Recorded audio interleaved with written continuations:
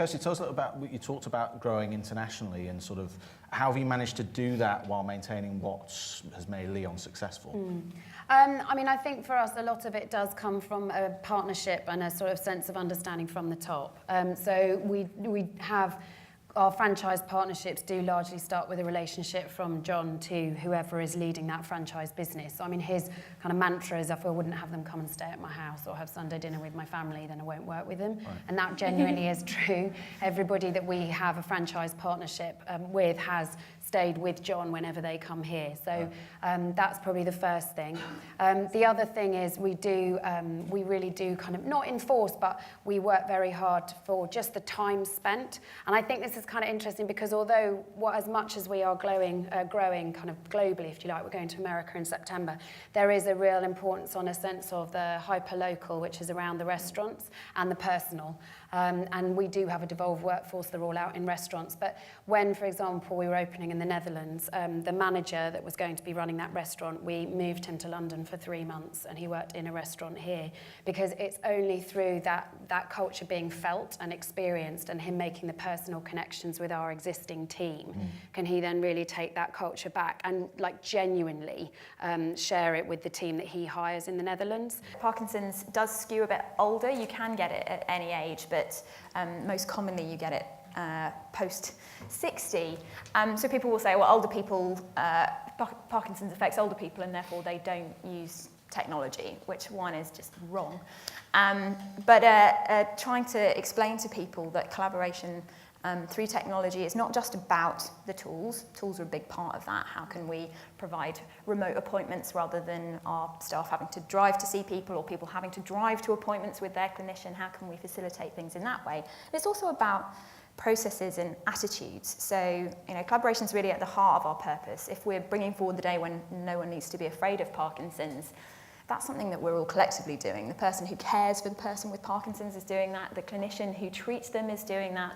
Social care, local authorities, all of our 400 local groups, they're all in it together.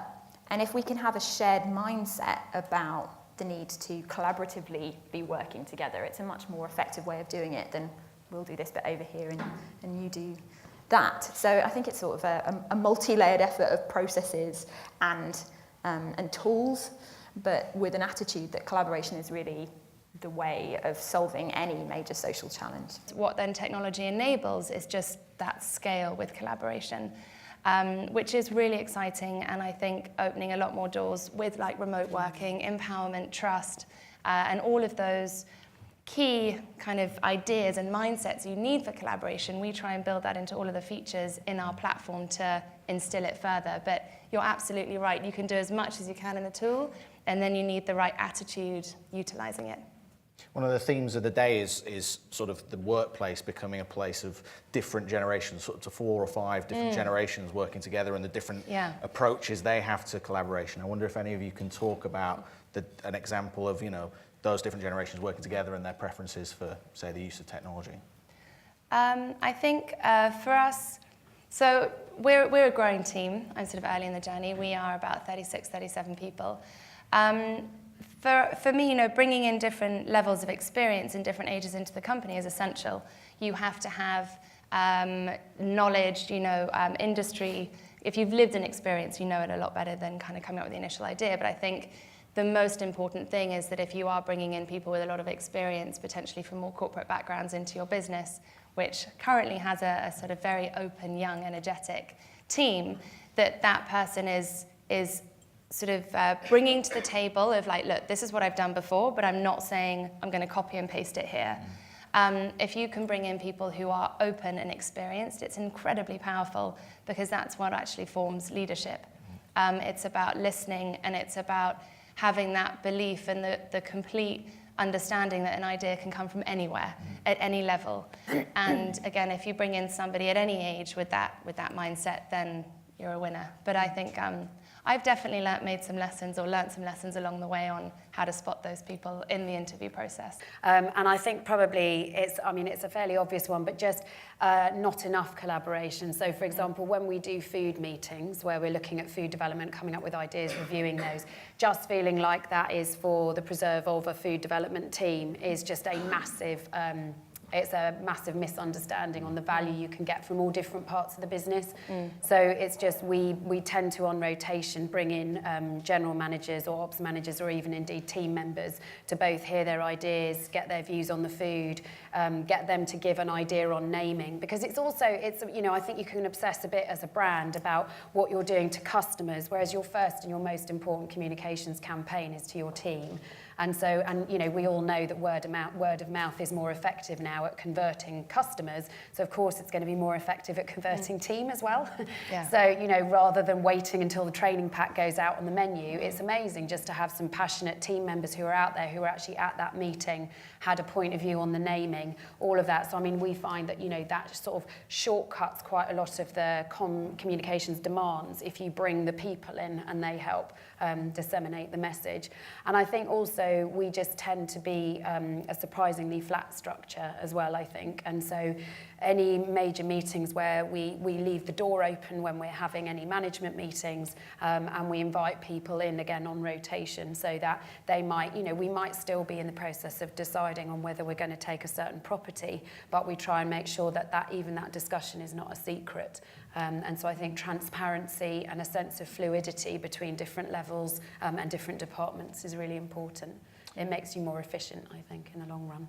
Do let me know if you need any help collaborating on future menus. I know, I mean, but that's the thing. I think we've got super hard on trying to make everybody, like remind everybody, like it's a food business. Because it's amazing how operationally led we are, and it can get a little bit forgotten. You know, the people that we involved from our staff were not our digital people, and they were not our technology people, or even our kind of creatives. They were our head of services and our director of support and local networks. Those people who now have some confidence in taking those approaches to looking at how we can rapidly improve the way that we do service delivery, and that's, you know, you get a lot more bang for your buck in commercial terms. So how did it come about working with Accenture, and what were the outcomes? Yeah, so we formed that partnership with Accenture because they came to one of our events. We run an event every year called Symphony, where we put together a programme of music and comedy at the Royal Albert Hall to raise awareness of Parkinson's and for everyone to have a good time. And Paul, who you saw in the video from Accenture, came along to that and was really moved by the work that we were doing, particularly around trying to find a cure, because it's been 50 years since there's been any improvements in drug treatments for Parkinson's, and came to us to say, you know, we'd love to support you, what would you like? And what I said is that I want us to collaborate more and move more quickly. And they went, we've got a team who does that. So yeah, it was a wonderful synergy of what we wanted to do, you know, our core purpose, and what they had the skills to work with us on. You mentioned previously working at the BBC as well. Have you got any experience of sort of collaborating in an organisation of that size? Yeah, collaborating in an organisation of 26,000 people with a lot of internal siloing was very formative in my career. What made collaboration work there was often bringing people together from different departments. So I worked in the technology function, which usually didn't have anything to do with the TV and radio parts of the business. So we set up a space in Television Centre, our television centre.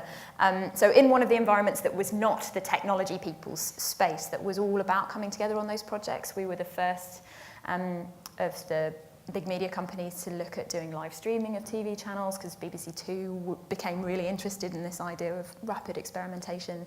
We could have been first to market with iPlayer, but actually what we found was that people weren't ready to watch long-form programming at home, because their computers at that time, so we're talking about 2003, were still mostly in people's studies rather than in their living spaces. So we held off launching until 2007 when people were really ready. But that took a lot of experimentation, and we put together a lot of different collaborative ways of working across TV and technology teams to make that work. And I think otherwise we would almost certainly, as a technology team, have tried to launch it and it would have failed. We're very operationally led. It is very much about people, contact, you know, creating units within the restaurants and connecting those.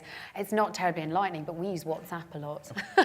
So we have WhatsApp, and then we have a document sharing system on the iPad for our team.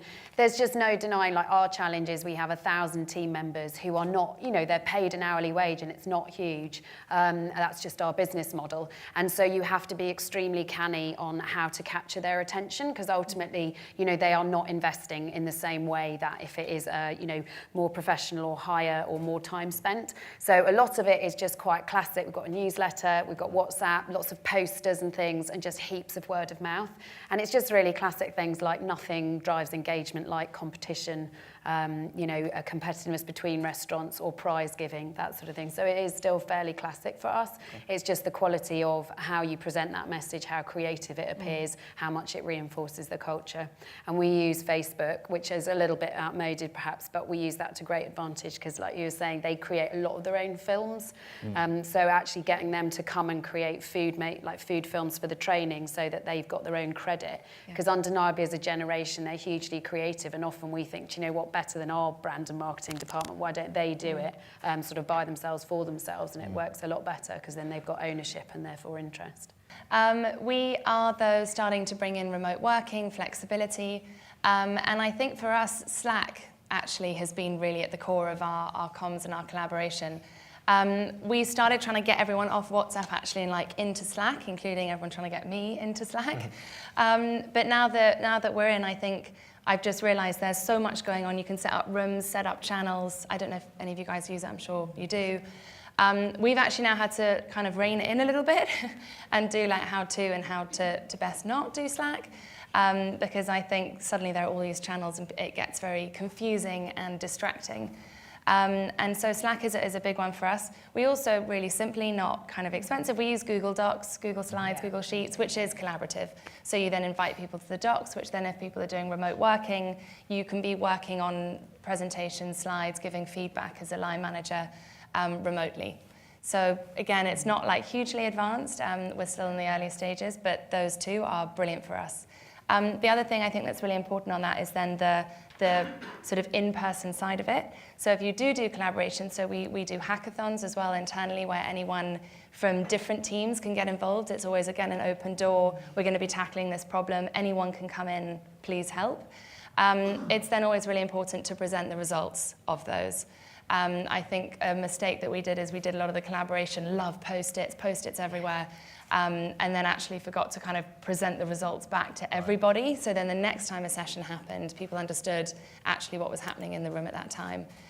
So there is the results of any collaboration and the impact that has is really important to kind of connect the full dots, I think.